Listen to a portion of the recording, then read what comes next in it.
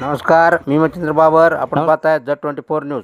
जतच्या वैभवामध्ये भर पडण्यासाठी ज्यावेळी आमदार साहेब स्वतः 36 देवालयामध्ये भेट दिल्यानंतर त्यांच्या लक्षात आलं की जत तालुक्यामधील अनेक पद्धतीची लोक, लाखो लोक इथल्या प्रतिष्ठित म्हणणारे 60-60 वर्ष सत्ता उपभोगणारे अनेक आमदार या ठिकाणी होऊन गेले, अनेक राज्यकर्ते होऊन गेले, परंतु इथं कुठलीही इंडस्ट्री डेव्हलप झाली नाही, लोकांना त्या पद्धतीत काम मिळालं नाही. लोक वेगवेगळ्या कामासाठी वेगवेगळ्या पद्धतीनं जत तालुका सोडून दुसऱ्या ठिकाणी मायग्रेट झाले. या सगळ्या लोकांचं कुलदैवत हे जत आणि जत तालुक्यामध्ये अनेक पद्धतीनं आहे. अनेक लोकांना विचारल्यानंतर लक्षात आलं की त्यांना लाखो भाविक दरवर्षी जत तालुक्यामध्ये आपल्या कुलदैवाचं दर्शन घेण्यासाठी येत आहेत. एकंदरीत पाहिल्यानंतर लक्षात आलं की 36 देवस्थान आहेत. त्या 36 देवस्थानामध्ये कमीत कमी 1 लाख आणि त्यापेक्षा जास्त भाविक दरवर्षी त्या देवस्थानाला भेट देत आहेत. गुड्डापूर धानम्मा देवी याच्यासाठी तरी 5 लाखापेक्षा जास्त भाविक एकाच वेळी जमत आहेत. इतकं प्रचंड जतमध्ये आपण भाविक येत असताना सर्व लोकांना असं वाटतं की जत हा 100% हा देवभूमी म्हणून नावारूपास यावा. जतचं नाव कुठल्याही पद्धतीत बदललं जाणार नाही. जतची अस्मिता पुसली जाणार नाही. जत हे जतच राहील, परंतु जतच्या वैभवात भर पडण्यासाठी त्याचं आम्ही देवभूमी जत व्हावी असं सर्व आमच्या लोकांचं म्हणणं आहे.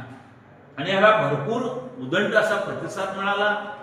अनेक बैठकीमध्ये लोकांनी सकारात्मक भूमिका व्यक्त केली, परंतु विरोधकांना कुठलीच गोष्ट ही करता येत नाही म्हणून नाईलाजानं काही धडपड त्यांच्या अस्तित्वासाठी चालू आहे. काल झालेला जो मोर्चा होता त्या मोर्चामध्ये अनेक पद्धतीनं पाहिल्यानंतर लक्षात आलं तो मोर्चा सबसेल हा फेल झाला. त्या मोर्चामध्ये उपस्थिती पाहिली तर ही नगण्य उपस्थिती होती. घोडाताण करून आणलेलं हे लोक असतील. कार्यक्रमामध्ये असलेली लोकच पुन्हा फोन करून सांगतात की आमचं म्हणणं असं नाही. आणि लोकांच्या मध्ये संभ्रम अवस्था अशी आहे की देवभूमी जत झालं की आपल्या पासपोर्टवरचं नाव बदलावं लागेल, आपल्या रेशन कार्डवरचं नाव बदलायला लागेल, आपल्या आधार कार्डवरचं नाव बदलायला लागेल. असं काहीही नसून देवभूमी म्हणून ज्यावेळी गॅझेटमध्ये येईल त्यावेळी इथून पुढे होणारी जी कागदपत्र असतील त्याच्यामध्ये ती नोंदणी होईल. आधीच्या कागदपत्रामध्ये कुठलाही बदल होणार नाही किंवा बदल करून घेण्याची आवश्यकता नाही. मी आत्ताच प्रांत साहेबांना आणि वरिष्ठ नेत्यांना आणि वरिष्ठ अधिकाऱ्यांशी चर्चा केल्यानंतर अशी माहिती मिळाली की आपले जे कागदपत्र आहेत जे गॅझेटेड जत म्हणून आहेत त्याच्यामध्ये कुठलाही बदल होणार नाही आणि इथून पुढच्या कागदपत्रामध्ये बदल होण्याची शक्यता आहे. त्यामुळे ते टेक्निकल प्रॉब्लेम हा अजिबात येणार नाही. आपण आपल्या जतच्या अस्मितेसाठी, जतचे नाव उंचावर नेण्यासाठी, जतच्या वैभवात भर घालण्यासाठी 36 देवस्थान आपल्या तालुक्यात आहेत आणि त्याचा येणाऱ्या पिढीला अभ्यास व्हावा, येणाऱ्या पिढीला अभिमानास्पद गोष्ट सांगता यावी, संस्कार आणि आपली संस्कृती जपण्याचं काम या दृष्टीनं होईल अशा पद्धतीची भावना, एक पॉझिटिव्ह एनर्जी घेऊन आम्ही देवभूमी जत हे करीत आहोत आणि प्रचंड संख्येनं लोकांचा ह्याला प्रतिसाद आहे. दुसरी गोष्ट मला असं सांगायची आहे की या 36 पैकी आता 8 देवस्थानाला क वर्गापासून ब वर्ग दर्जा दिल्यामुळं 8 गुणिले 5 कोटीचा निधी प्रत्येक देवस्थानाला मिळतोय, म्हणजे 40 कोटीचा निधी हा आपल्या देवस्थानासाठी येत आहे. अनेक पद्धतीचे आपण मागणी करतोय, त्याला सकारात्मक प्रतिसाद मिळतोय. माननीय मुख्यमंत्री देवेंद्रजी फडणवीस साहेब केंद्रातील सुद्धा प्रसादम म्हणून एक योजना आहे, त्या योजनेतील सुद्धा निधी मोठ्या प्रमाणात आपल्या जत तालुक्याचा येताना दिसतोय. हे प्रेझेंटेशन कशासाठी करायचं आहे? देवभूमी जत हे का मांडायचं आहे की वरिष्ठ लोकांना, वेगवेगळ्या पद्धतीच्या लोकांना आपलं जत हे दुष्काळी आहे असं सारखं बोललं जात होतं, ते आता दुष्काळी राहिलेलं नाही. पाण्याची सुविधा 100% म्हैसाळ योजनेचं काम ह्या डिसेंबर पर्यंत खूप मोठ्या प्रमाणात होताना दिसतंय. काम चालू आहे, लोकांना सगळं माहिती आहे. पाण्याची जी पहिल्यांदा प्राथमिकता आहे ती पूर्ण होताना 100% दिसतंय. त्याचबरोबर आमदार साहेबांच्या प्रयत्नातून येत्या 14 तारखेला आपल्याकडं नगरपालिकेची जी बिल्डिंग आपण उभी करतोय आणि विविध विकास कामाचा शुभारंभ शुक्रवारी 14 तारखेला माननीय पालकमंत्री चंद्रकांत पाटील साहेब आणि त्याचबरोबर राज्यमंत्री माधुरीताई मिसाळ नगरविकास यांच्या उपस्थितीमध्ये, सदाभाऊ खोत साहेबांच्या उपस्थितीमध्ये आणि आमदार गोपीचंद पडळकर साहेबच्या प्रमुख यांच्या मार्गदर्शनाखाली आपण 14 तारखेला संध्याकाळी दुपारी 4 वाजता एक भव्य असा कार्यक्रम आपण घेतोय.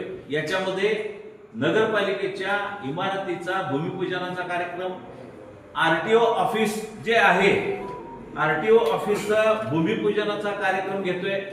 त्याचप्रमाणे अभ्यासिका ज्याला डीपीडीसी मधून भरीव निधी मिळाला, तो अभ्यासिकाचा पण भूमिपूजनाचा कार्यक्रम त्याच दिवशी घेतोय. त्यानंतर केंद्रानं मंजूर केलेला प्रत्येक नगरपालिकेला जो नमो उद्यानाचा विषय आहे, नमो उद्यानाची मंजुरी आलेली आहे आणि नमो उद्यान हे आपण त्याच दिवशी त्याचंही भूमिपूजनाचा कार्यक्रम करतोय. इतके प्रचंड कार्यक्रम आता इथून पुढे येणार आहेत. आतापर्यंत मागणी करणं, मंजूर करून घेणं आणि त्याचं व्यवस्थित प्लॅनिंग करण्यासाठी इतके दिवस गेले. कुठलंही आश्वासन माननीय आमदार साहेबांनी दिलेलं हे फेक नाही, हे धूळफेक नाही. 100% काम करण्याचा त्यांचा मानस आहे.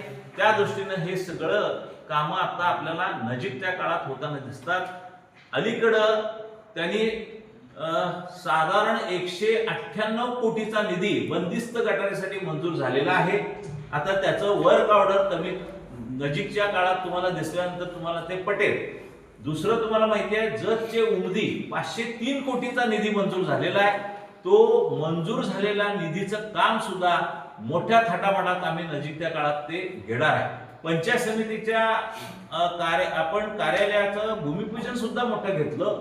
त्याच पद्धतीनं अनेक मोठी कामं इथून पुढे आपल्याला दिसतील.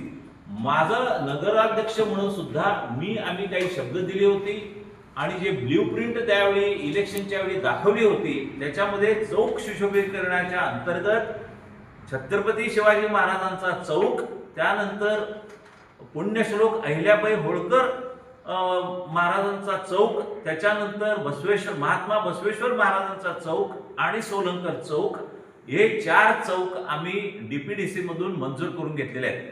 त्याचंही कामाचं उद्घाटन नजीकच्या काळात आम्ही करणार आहोत.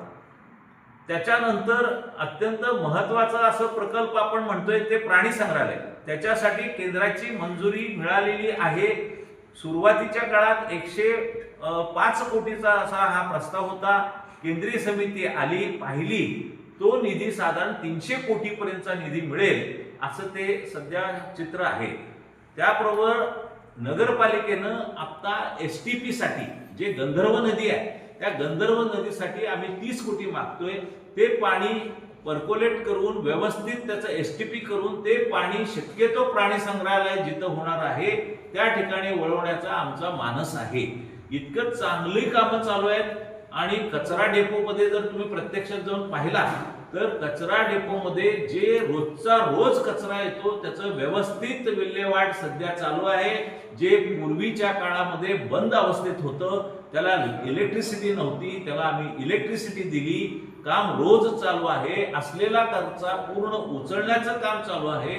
कमीत कमी 5 एकर जागेवर आम्ही जे मंजूर झालेलं आपल्याला हे सोलार सिस्टीम आहे, ती सोलार सिस्टीम सुद्धा आपण तिथं बसवण्याचा आमचा मानस आहे. तर इतकी प्रचंड कामं सगळ्या पद्धतीनं चालू असताना विरोधकांचा आरोप हा बिनबुडाचा आहे आणि अपरिपक्व आहे आणि अभ्यास नसून फक्त काही विरोध करायचा म्हणून विरोधक काही तर बोलत असतील, तर जनता ही अत्यंत सुज्ञ आहे. जनतेला ह्या सगळ्या गोष्टी दिसत आहेत. एवढंच नाही तर आम्ही देवभूमी जत असं आमदार साहेबांनी हे पूर्ण पुस्तक काढलेलं आहे. ज्यांना काही ह्याची माहिती पाहिजे असेल तर त्यांनी अवश्य ह्याची माहिती घ्यावी. आपण जत तालुक्यात राहून सुद्धा आपल्याला इतक्या देवस्थानाची नावं माहीत नसताना आमदार साहेब बाहेरून येऊन सुद्धा ते जत वाशांसाठी विकासपुत्र झालेले आहेत. भूमिपुत्रापेक्षा विकासपुत्राची सध्या गरज आहे आणि त्यांनी ते काम सिद्ध करून दाखवलेलं आहे. त्यामुळं आम्ही पूर्ण भारतीय जनता पार्टी त्यांच्या मताला ठाम त्यांच्या बरोबर आहोत आणि नजीकच्या काळात देवभूमी जत झाल्याशिवाय राहणार नाही. धन्यवाद.